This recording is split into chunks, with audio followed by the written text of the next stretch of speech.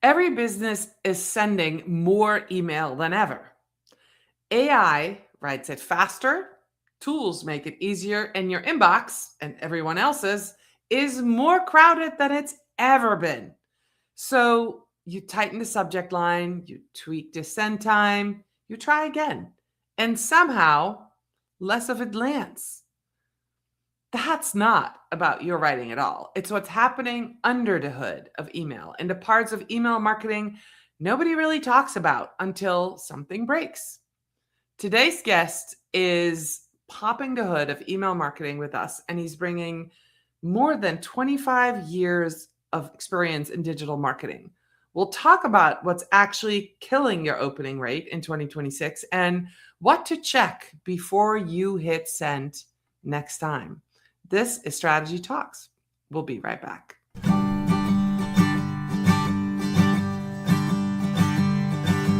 Let's strategize together. Let's hear it from an expert. Join the conversation, it's informative and free. You and me, let's talk some strategy.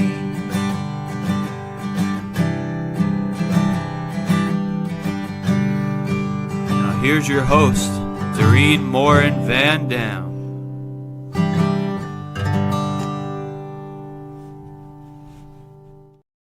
Hello, everybody. This is Strategy Talks. It's another Tuesday. We're live at 8 a.m. I'm so excited to be here with you. And today, special guest is a repeat guest. I was just looking it up. This episode, if you're listening to Strategy Talks, is episode 188. And this guest was on as guest number 2. So I'm very excited to have my friend Hank come back with us. But before I do, I want to welcome all of you. If you're here live watching on Facebook or LinkedIn or YouTube, please know we're live, so you get to ask us questions.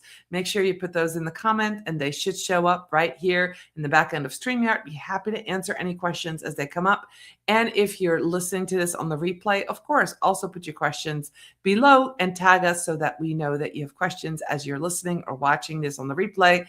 Last but not least, we know lots of you listen to Strategy Talks as a podcast while you're out in your car or exercising or maybe cleaning your house. And we want you to know that you're welcome as well. So Hank, I'm going to bring you up on the stage. How are you today, Hank?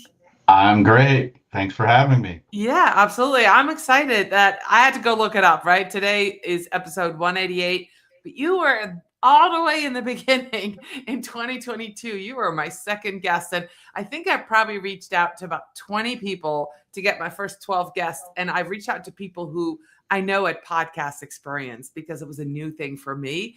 And you were one. You've had a podcast for a long time, correct?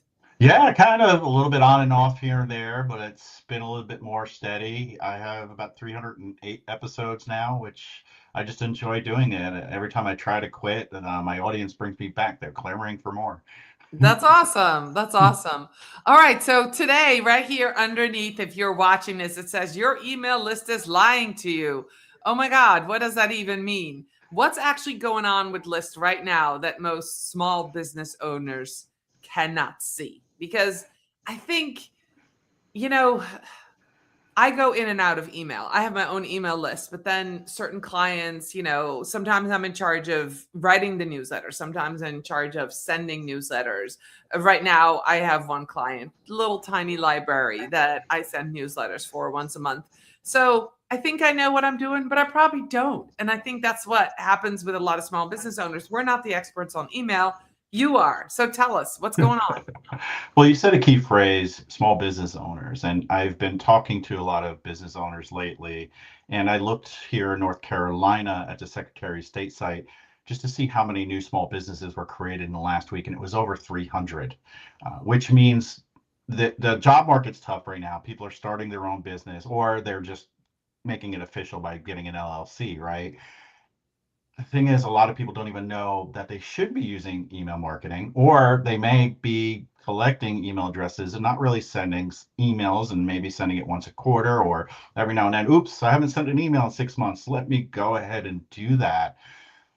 Yeah, sure. Maybe you have some email addresses, a list of email addresses, or a lot. I wish I knew what percentage of businesses, marketers, or even small businesses actually effectively use email marketing. It's probably very small, probably single digits. But email marketing is the most powerful email channel that you can have. If you're very small, it's free, because there are still platforms that offer, a certain amount of subscribers you can send emails to for free with limited features, or it's only 20, 30, or $70 a month to get started with some additional features. Or if you have over, say, 500 or 2,000 subscribers, there's no excuse. It just takes a little bit of time, or you can have somebody like you or me help them out. It just depends on how much you believe email can help. And it's simply just getting someone to give permission to send them an email. Let's get this out of the way. Never purchase a list. Don't offer somebody something in return for an absolute non-equative value. In other words, don't say, hey, enter to win to get an iPad by giving me your email, and then only one person out of 5,000 gets the iPad. Everybody else feels slighted. Then they'll unsubscribe, mark your messages as spam, or simply ignore them. If someone comes to your website like mine and somebody says, oh, Hank has this email he sends out monthly, it's called Hank's Journal, I can use those tips and tricks, and they sign up. They meant to do that. They gave me permission to be in their inbox, which is personal. Whereas social media, it's doom scrolling, and all of a sudden somebody comes across you on the feed, and that's how you're visible. Where email, you're invited to the inbox. Once you develop that relationship, it flourishes from there. That's where you can nurture people. Don't always be selling in the email. Value, value, value, then ask for the sale. And it's also important to mention setting up that welcome email that gets sent out right away. Somebody goes to your website or my website, they sign up, I should immediately trigger, which is easy to do these days, an email that goes out and says, thank you for signing up for my journal. Hope you're going to enjoy all the tips, strategies, and information I'm going to provide to you. You can opt out at any time. Here's how often you'll get the email. See you soon. I've actually been setting up some new workflows and some welcome messages for some other folks recently, and it's working. That should be the most effective email you send, because people are waiting for and expect that welcome email. Usually that'll have the highest open rate in regards to any email you may send, because people expect it. Let's pause there, because that was a lot to unpack, right? That was a lot. How to do things correctly. And being a podcast host, I know what it's like when people go on and on and on and on. Right. What do you think about what I just said? I think that is really good. I think that's probably one of the biggest things that people miss, is that welcome email. And I know from experience, I work with one client who has an email list. They're not actively using it, but every once in a while, I'll get like 10 email addresses that they have gotten from, say, invoices, and they've asked them, and they said, yeah, you can add us, but I add them manually to the list. And so we don't have that welcome because there's not an automated process. Now, again, I'm not in charge of it, but I help out. So this is something that I should offer as a service, right? Now that I'm thinking about it, and say, hey, instead of doing it this way, why don't we set it up automatically, and people could just join and then they get a welcome email. So I think there are some really good things that you just said. Which ones are still free? Is it MailChimp? Content contact? MailChimp has free, but they don't have automation, so it's hard to set up that welcome email for free. Okay. iContact is a free trial. Beehive actually has a really good free offering, and they allow the welcome email. Their automation, which is slightly different, is like setting up sequences, is paid, but you can do a welcome email for free. Okay. That's a good one to try out. Go High Level's paid. I'm trying that one out now, but there's probably a couple other that have very limited free services to offer.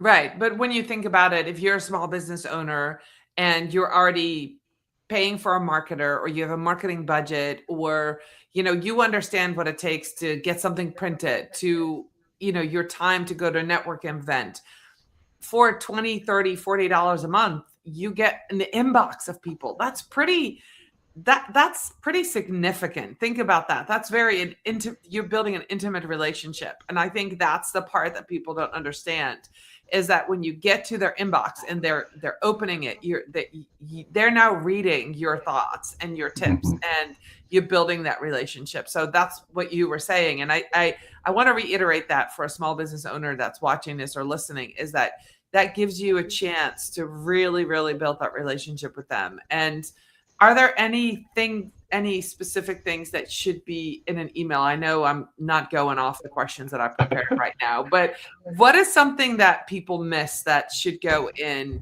nurturing an email list? Some either call to actions, or is there a specific structure that you recommend, or is it free for all and anything works? And before I get into that, and I know we'll say it at the end too, I have a success guide. Whether you've been doing email or you're just getting started, I want to offer a guide. If Dorien has a way to put it into the comments there or something, or we'll have it as a comment on the streams later on. Or you can reach out to me. Just go to my website, hankhoffmeyer.com. There's a little chat bubble. I'll send it to you. Just do that. It tells you everything you need to be doing with email or what you need to go back and check. But what should be in your email? And it's that age-old marketing answer. It depends, right? It depends on what industry you're in and what you're doing. But it really just needs to be valuable, informative, or educational, or entertaining, right? Because maybe you're a brand that sells socks or something, and being informational about socks like thread count, that's kind of boring. But if you can be entertaining and talk about how fun they are, that's a little bit better. Now we're talking about like your ongoing emails. Let's just say you're going to send, if you're a retailer, once a week, right? But maybe if you're somebody like me, I'll send it once a month, because who wants me in their inbox every single week unless I had so much value to share that you can take action on. Right. You probably don't want to hear from me that often. Once a month is enough to know what blog posts I'm reading, what books I'm reading, podcast episodes I thought were interesting, like this one, those kind of things. I share that once a month. You need to gauge your audience. I guess the perfect answer is what should be in your email is what your subscribers want. And how do you know that? Ask them. Do a survey or ask them to reply to the email. What's interesting is every now and then with my email, my journal, I send out, and I'm like, nobody's reading this. My open rates are okay, but I don't think anybody's reading this because I never get anything in return. I'm always asking for people to reply and let me know what they have going on. Do they have any questions? But every now and then somebody reaches out, and then we'll have a call or I'll start working with them. More recently, a nonprofit reached out to me from my journal, and they wanted tips and tricks about restarting their email program. Then he said, wait a minute, well, what does it look like to work with you? Gave a proposal, and they want me to get involved in restructuring and resending their email campaigns, which is great. Therefore, the answer is it depends, and find out what your subscribers want, because as marketers, we all have that disease. I created this email or this website or this social media graphic. It's great because I created it, and then it flops, right? Because your audience didn't like it or care for it. Think through the eyes of your subscribers and find out what they want. And you can do that through testing. And a lot of platforms, once you start paying, you can test one version of an email to another, and always only test one element: a subject line, the pre-header, images versus, more images versus less images, more text, whatever it is. Don't test too many things at once, otherwise you don't know what worked better. Yeah. Okay. That makes a lot of sense. I appreciate that. So let's talk about your lists, because I think we're trying to get to not just what's inside, but what's under the hood, right? What's the difference between a list that looks healthy and a list that actually performs? And are there some warning signs when you know your list is tanking or isn't healthy? There's a lot to unpack here. Let's just use the number 100. You have 100 email addresses. Yep. Not everyone's going to open your email every single time you send it. Not 100 people. Various reasons. Emails go stale and they'll bounce. It doesn't get delivered to the inbox, goes to their spam folder or not delivered at all. People are busy and it got buried behind other emails, especially around the holidays. So many things can factor in whether or not somebody sees and or opens your email. Right. Therefore, don't always bash yourself when you have a 20-30% open rate, which is very healthy, by the way. If you're down in the single digits, start worrying. That can mean you have a deliverability problem. And maybe we don't get into that in this episode. I just actually posted a blog post on my site about this. there's something called authentication, because there's so much spam rampant in the world today that providers like Gmail, Yahoo, Microsoft, and others are doing things to protect their customers. You need to be who you say you are. Wherever you're sending your email from, that platform needs to have permission to send those emails on your behalf. And I'll dig into them a little bit. Then last is, if there's no permission or it seems a little weird, what should the server do with that email? The first one's called SPF, Sender Policy Framework. That means, like if I'm using MailChimp, does MailChimp have permission to send on behalf of HankHoffmeyer.com? And that's nowadays usually automatically set up by your email service provider. Years ago, you had to go into your domain, like at GoDaddy, and you had to do some things in your domain and put like text in there and say they have permission. It's technical, but that's all done now. DMARC, which is DKIM, domain keys identified mail. That means it hasn't been altered in any way, injected with malware, etc. So first SPF, then DKIM.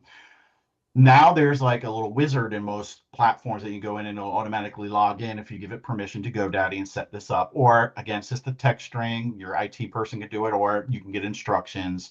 And then there's something called DMARC. In other words, what do we do with this email if SPF and DKIM are not set up? Do we reject it? Do we just allow it through and report on it? Or do we quarantine it, right? And then you can look at it later. I actually just wrote a script, if you use Gmail, where you get to, well, basically you get a report with DMARC, and it's an XML file. We're all fluent in XML, right? We can read code. It tells you who's I sending think this emails. is like, yeah, maybe you and I are, but I don't think there's probably going to be people listening going, what?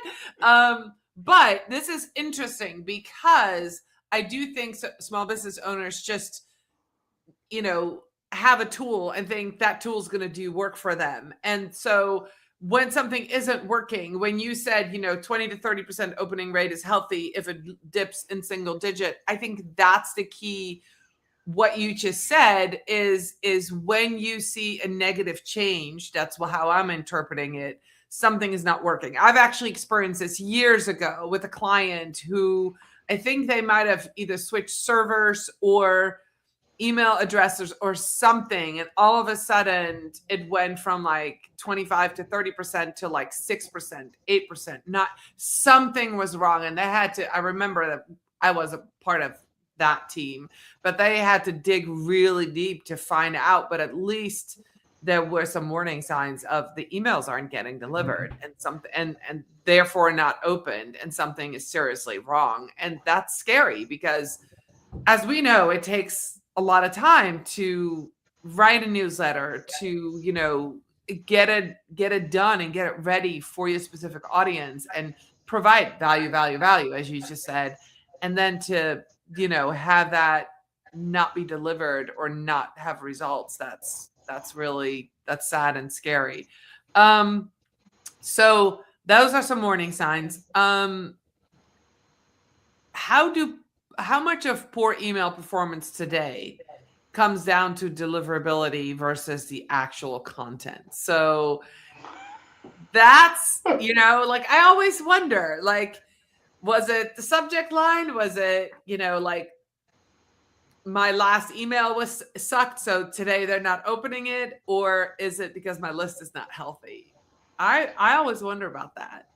Unfortunately, it's probably due to bad practices. And I work with and have always championed doing the right things. We mentioned getting permission, getting people to sign up. But unfortunately, there's brands out there that purchase lists, scrape email addresses from LinkedIn or wherever, and they just start sending them emails, especially if you're in sales, right? Because nobody answers the phone anymore. Right. And you're going to revert to either LinkedIn or you're going to send them cold emails. And what I mentioned about the authentication, and I encourage you to go read that blog, it equates to something called a domain reputation and an IP reputation, your IP address. Think about it like a credit score. Every time you send an email, there's good things and bad things that happen, right? Good things are opens, clicks, forward, starring, and then there's a term called TINs. This is not spam. If somebody actually goes into the spam, your email's there and they say it's not spam, that's a high form of engagement. Then we have the negative things like bounces, marking as spam, or actually ignoring your email. That's a negative signal. The more negative things that happen, it brings down your credit score. Like if you don't pay your credit card, And if you have a low enough score, and people always ask me, what is that score? And nobody will ever know what that score is, and it's different for everyone. More of your emails go to spam. People that maybe have been opening for years, they'll get the email in their inbox, but somebody that just signs up on your website, it'll go to spam if you have a negative score. And that can come from cold emails. Like if you go to a conference and you sponsor it and they say, we'll give you the list of all the attendees, and you really had this small booth in the back and nobody came to it, they don't know who you are. There's no brand recognition. You send out an email, they're going to say, I don't know who this is. Spam, right? And that is a negative signal. Therefore, do things right. Make sure you're always getting people to unsubscribe if they want to. Try to stop that spam complaint. Make sure you're providing value, getting the open and getting the engagement. Open rates are kind of dead. They're a good signal to know if your deliverability is good or bad. But Apple, they have this technology now where they pre-open your emails. My iPhone's sitting right there. Doreen, if you sent me an email, Apple's going to consider that already open, even though I didn't look at it. It's skewing your open rates, but it can give you a story. Always look for those click rates.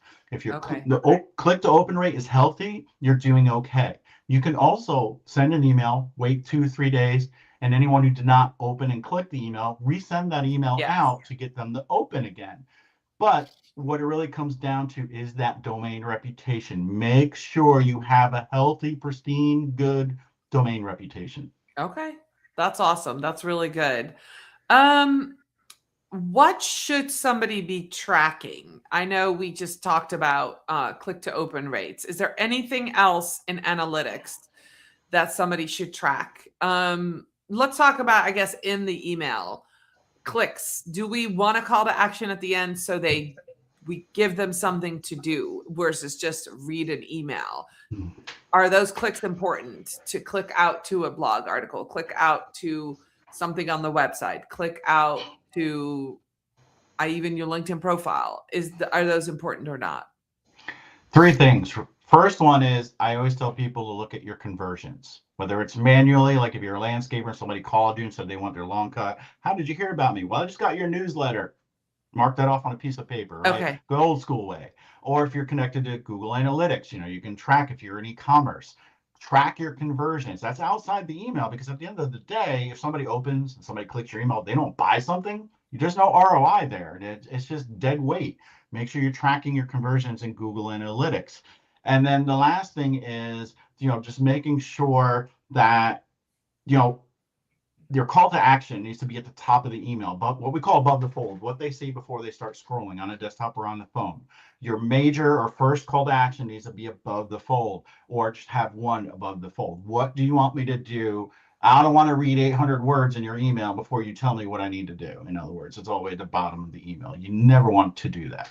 Okay. All right. That's really good advice. So you basically don't want your email to be a blog article with the end, a call to action. You want something broken up. So when people start reading, they immediately see something like, hey, here's an upcoming webinar, or, here's an extra piece of information on my blog. If you need more information on this, or is that what you're saying? Just break it up. Yeah, let's say it's a webinar. At the top, you should have the register now. Then you can go down further and explain why they should register, and then maybe the same call to action at the bottom. And we all know on social media, one thing that works is part 1, part 2, and part 3, right? And I've been telling a lot of my clients lately is send out an email that you start talking about something like, hey, I just published a blog article. It talks about the top 5 things you need to do with your email campaigns. Here's the first 2. Stay tuned for my next email where I go over the others, or something like that. In other words, you're providing those breadcrumbs for people to say, ooh, I want that next email. Or if you're launching a new product, let's say, you're a physical product company. We're launching a new product next week, and it's going to be amazing, and have like a vague picture of it or underneath a blanket or something. We're going to announce it next week. It creates that anticipation. They engaged with that email, and then hopefully they'll engage with the other one and look for it when it comes out. Oh, I like that. Those are some good suggestions. So let's talk about the elephant in the room, AI. AI is writing more email content than ever does. Where does AI help, and where does it quietly hurt either deliverability, or is it just trust that's broken? I think AI and email is a great fit. AI and SEO, you can get a lot of trouble because the bots, they'll know that it was written by AI, et cetera, et cetera. With emails, not so much. You might be able to trick a human, and an email service provider like Gmail or Yahoo is not going to put you in spam if you write content with an AI tool. You just need to be careful around, having it be redundant or using jargon words, and if it's going to create images for you, are they realistic? And I know there's this big thing going around with like food trucks, and they create flyers now, right? And they post those on social media, and they look cool and they look great and they all look the same, and their Right. pictures AI generated of their food. It's not even their food, right? I see a lot of food trucks getting bashed for that now. Yeah. In other words, if you have a product, use a picture of your product, but Right. maybe you can remove the background. Maybe you can add things to the background, but keep the actual product photo the way it is. So there's some guardrails, but I believe it's more helpful than others. In other words, you said something that's 500 words long, that AI can help you do it in 100. Go ahead and do it, because we know Mm. people's attention spans are very small and they do not want to read these long emails. All right, so yeah, let's get into that. Last year I was working with a company that had a SaaS product, and I just said to them, "Look, we're going to do no more than like 20 lines, 200 words. Like we need to send them out every week. We need to get updates on the products, but we do not need long blog articles. The blog articles are on the website. We need something short that people can read. Okay, there's something new going on. Let me test this. Let me click through." Is that good advice? I mean, are people really looking that short for like 200 words, 100 words? People's time matter, and our devices, our phones have really trained us to, if something doesn't catch our eye, doesn't entertain us, we're going to flick and go to the next one. Same thing with email. When's the last time you wanted to read a long email about a product that's coming up and learn about every single specifications? Maybe it's a new stick vacuum. I just want to know, is it powerful enough? Is it going to last a long time? Does the battery last a long time? And does it look cool? That's really all I need to know. I don't need to know, all the crazy things that I can buy with it, or, what it's made of. Well, maybe, maybe yeah, metal, aluminum, or plastic. Maybe I might want to know that, but there's no reason to like have 800 words Right. describing Well, a that stick that vacuum. actually is a difference with people not understanding they're putting, and that's, I run into small business owners. If you're here a small business owner and you're new to marketing, um never tell people what the features are of a new product. Please tell them about the benefits. So that's a simple thing that you can take out of the gate, and your emails will be a lot better. People don't want to know and this is the classic example, is they don't want to know that the drill can drill a specific hole. They just want to know that they can hang up, their wall art, right? So what does your product give them? And that's the benefit. And, yeah, especially in emails, don't put all the features in there. People definitely will tune out. That's a given for sure. So for a small team, without a dedicated email person, maybe they do have a couple of marketers. What's a simple, repeatable routine to send out email, right? And then also keep a clean list. Right. Well, for me, it's a shoe cobbler's problem, right? Therefore, I have a template, and you just copy that template. Don't keep copying and copying and copying, right? Like, don't send an email, then take that sent email, copy it and edit it, and then take that sent email, copy it. It starts to get like code creep, we call it, and it may actually hurt you down the road. But like, have a template. Most providers will have this way to save a specific template. Then you copy that template and you go from there. Maybe you have a couple different versions. If you want one that starts with one row and then with one column, and then another row with two columns, have a couple different varieties or versions of your code, because I don't think there's many. Probably very large companies might hand code HTML their emails. There's no need to do that, especially with AI these days. You can just go in and tell AI what you want, and it can create the email for you. But yeah, make sure that you have templates ready and available. This way you can go in and have no excuses to get started. And then every now and then you will have list decay. You'll have people that sit on your list and they haven't opened in a long time. It might be because they're not getting it in the inbox anymore, or they just fatigued out and they're ignoring your emails. Make sure to take your list every so often, maybe every 6 months, depending on how often you send. Use something like Zero Bounce or Verifalia and check your email addresses to make sure they're still valid, and clean out any old lists. Then also what you can do is take anyone who hasn't opened and clicked in 6 months or a year, and then send them a re-engagement email or a series of 3 emails if you have the ability and pay for a service that has that.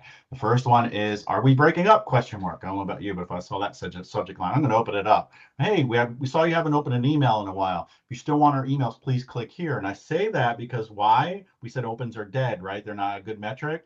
Get them to click, and then just have it go to a simple page, or a thing that says thank you. We'll continue to send your emails. A little bit more than that, but just for brevity.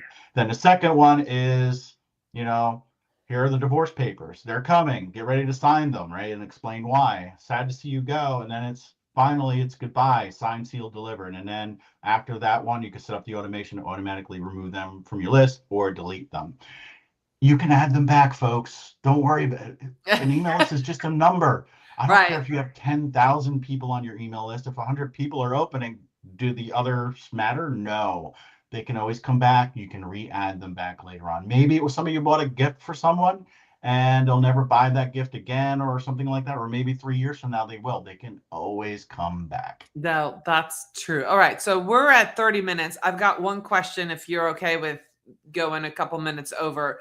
What's one email marketing trend for 2026 you think small businesses are completely sleeping on? What is something, if you're a small business, you said 300 new LLCs in the last week in North Carolina. I'm in Vermont, probably the same thing. People that have previously had jobs and now they're starting LLCs. What are people sleeping on? They are focused way too much on social media and they're sleeping on the power of email marketing. They're not getting started or they're doing it wrong. Okay. All right. Well, that's really good advice. Hank, tell people that are listening, people that are watching, where can they find you? I know you've already mentioned it a couple times, but we usually do this at the end. Where do you want people to connect with you? I have really good search engine results for Hank Hoffmeyer. If you search, you'll have all my social media channels, my website, blog posts, videos. I have a YouTube channel as well. Follow me there, but go to my website. Make sure to connect with me. If you're going to LinkedIn, just make sure that you drop a note saying that you saw me here on Strategy Talks. Otherwise, I may not accept your request. I actually reply to everyone because I'm a marketer, but only 40% of people actually reply to my reach out asking for a call, because I'd love to get to know you. And if that's what you want to do, by all means, and get that guide. It's the success guide for email marketing. It'll have a checklist telling you what you need to do or what you need to go back and look at. But start doing more email marketing. That's pretty much the message today. All right. That's awesome. Well, I appreciate you being here today and I appreciate all of you who jumped in and, kind of were listening. And there's lots of you going to watch this on the replay and listen to this as a podcast. So if you have questions for Hank, please reach out. I'll make sure the links are in the show notes. Hank, thank you so much. I'll be back next week with another episode of Strategy Talks. Bye, everybody.